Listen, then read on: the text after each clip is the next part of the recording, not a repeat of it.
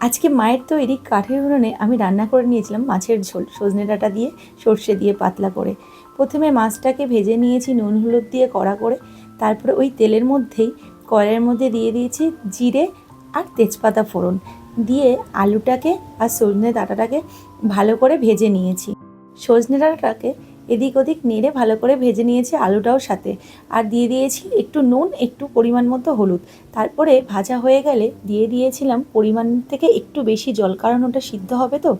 যখন সিদ্ধ হয়ে ঝোল ফুটে এলো, তারপরে দিয়ে দিয়েছি আমি মাছগুলো দিয়ে ফুটে উঠলেই তারপরে দিয়ে দিয়েছি সর্ষে, পোস্ত আর কাঁচা লঙ্কা বাটা, আর সাথে একটু সর্ষের তেল দিয়েছি।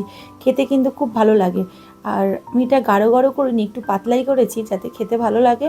এর উপর দিয়ে না ধনেপাতা ছড়ালে খুব ভালো লাগে, কিন্তু ধনেপাতা ছিল না বলে আমি এইভাবেই করেছি। কিন্তু খেতে ভীষণ ভালো হয়েছে। তোমরাও কিন্তু এটা হালকা পাতলা ঝোল এইভাবে খেয়ে দেখতে পারো। আমাকে জানিও কে কে খেয়েছো।